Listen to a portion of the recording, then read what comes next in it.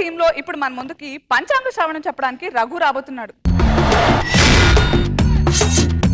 నమస్కారం. ఈ సంవత్సరం మన జీవితంలో ఎలా ఉండబోతుందనే దానిపై పంచాంగ శ్రవణం చేయడానికి మహాపండితులు వేదాలన్నీ కాచి వడపోచిన శ్రీ శ్రీ శ్రీ వారు విచ్చేస్తున్నారు. పక్కకు తప్పుకోరా సుంఠ. క్షమించండి క్షమించండి గురువు గారు. గురువు గారు శ్రవణానికి మోడర్న్ గా వచ్చారండి, పంచి కట్టుకోకుండా. పంచులు వేసేవాణి రా, పంచెందుకు కర్మ. ఏం చెప్పారు గురువు గారు? ఎవడి భజన్ గాడు? నా శిష్యుడు ఆయన. గురువు గారికి దూరం దూరం దూరంగా జరుగురా. ఇదిగో ఇది ఉగాది పచ్చడి. సెట్ లో ఉన్న వాళ్ళందరికీ ఇంత ఇంత పంచిపెట్టు. గురువు గారు మీరు శ్రవణాన్ని మొదలు పెట్టండి.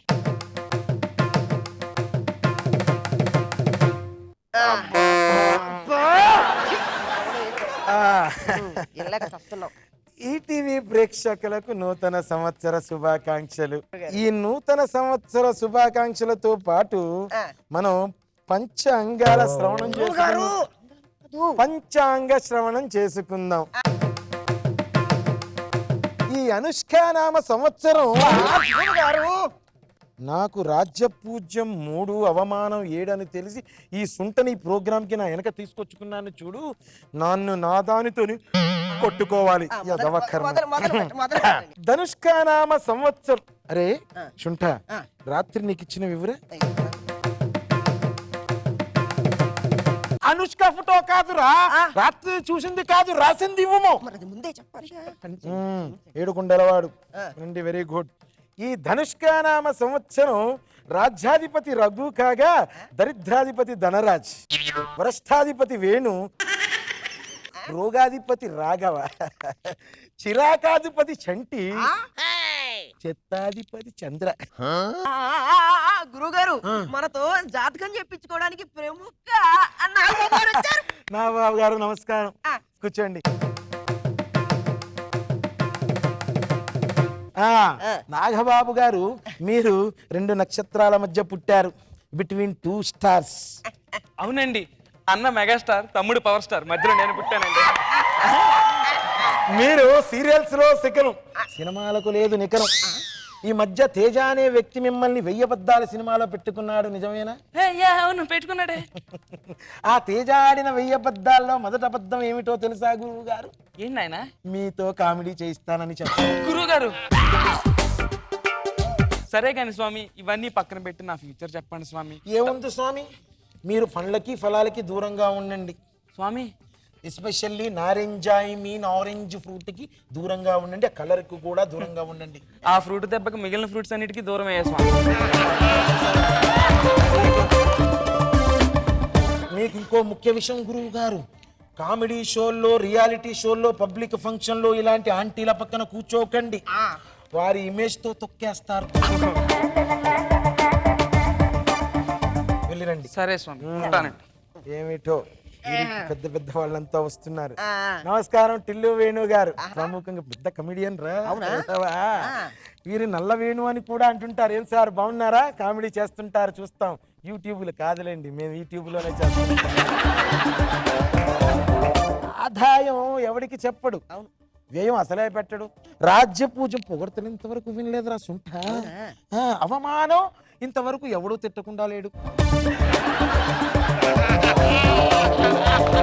మొత్తానికి వీడి జన్మస్థానంలో శని, కర్మస్థానంలో పని ఉండడం వల్ల షూటింగ్లకు తక్కువ, స్టేజ్ షోలకు ఎక్కువ కనపడుతూ యదవ ప్యారిడీలతో పిచ్చిక్కిస్తుంటాడు. అబ్బాయికి సంవత్సరం అంతా ఆడదుస్తుల యోగ్యతే.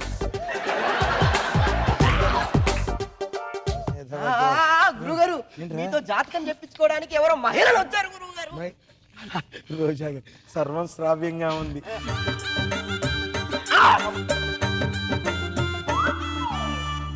అబ్బా గురువు గారు, నా జాతకం చెప్తారా ప్లీజ్?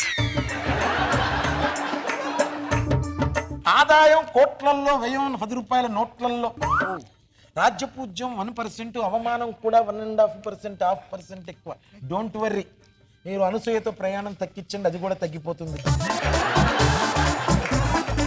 జన్మస్థానంలో రాహు, కర్మస్థానంలో కేతు ఉండడం వల్ల పడితే బంగారం, కొడితే దుమారం రా అమ్మగారిది.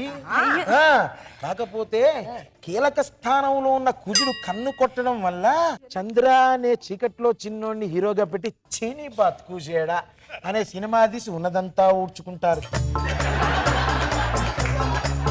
ఈ బాధలో కలత చెంది రజనీకాంత్ గారికి ఫోన్ చేసి హిమాలయాల అడ్రస్ కనుక్కొని వారికి మర్చిపోయాను వారికి పెంపుడు జంతువులంటే చిన్నప్పటి నుంచి ప్రేమ. పోతూ పోతూ రాఘవని వెంట తీసుకొని హిమాలయాలకి పోతారు.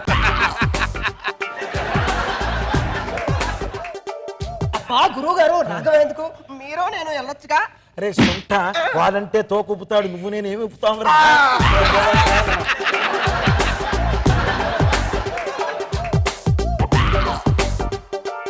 ఇకపోతే సన్నకారు కమిడియన్ ధనరాజు గారి జాతకం పరిశీలిద్దాం సార్. వాడి ఆదాయం, వాడి హైట్ ఎంత, వాడి వ్యయం నా వెయిట్ ఎంత,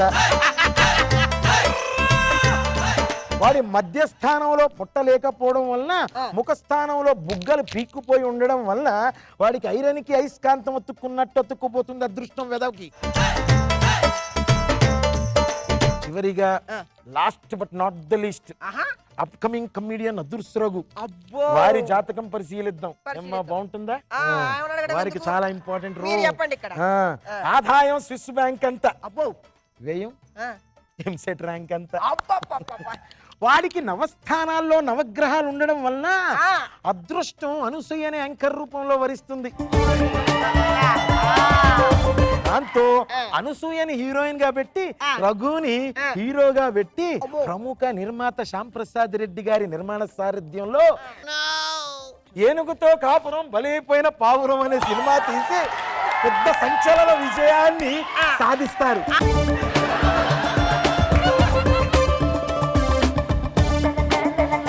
దాంతో ఇండస్ట్రీలోగా వీళ్ళిద్దరికి హిట్ పేరుగా ముద్ర పడుతుంది. ప్రజల్లో ఈటీవీ ఆడియన్స్ లో కానీ బయట ప్రజల్లో కానీ వీరిద్దరి మధ్య ఈ ఏబిసిడీలు ఏవో జరుగుతున్నాయని గుసగుసలు ఏమి వినిపిస్తాయిరా. దాంతో కలత చెందిన వీరిద్దరూ అలిగి విడిపోతారు. పాపం. అప్పుడు జబర్దస్త్ అనే ప్రోగ్రామ్ లో యాంకర్ గా అనసూయ సెటిల్ అవుతుంది. పాపం ఆ రఘు వేరే గ్రహానికి మారిపోయి అనసూయతో తీపి జ్ఞాపకాలను గుర్తు చేసుకుంటూ తన కథని ఫ్యాటీ రాజా బ్యూటీ రోజా అని సినిమాగా తీసి పెద్ద సంచలన హిట్ కొడతాడు. ఇంతటితో మా పంచాంగ శ్రవణ కార్యక్రమం ముగింపు.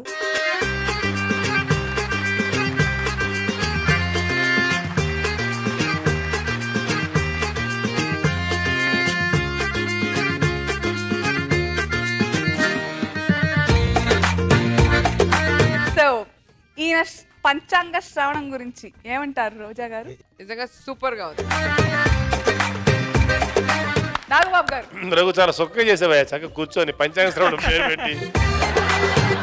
ముందు కష్టపడ్డావు కానీ ఇప్పుడు కష్టపడకుండానే మంచి పేరు కొట్టావు. అండ్ బాగా ఎంటర్టైనింగ్ సాగింది రఘు. రియల్ గా మా మీద కొంచెం వేసావు నువ్వు, ఫ్రూట్స్ విషయంలో జాగ్రత్తగా ఉండమని చేరింది మా మైండ్ లోకి. But still I enjoyed it. బాగుంది.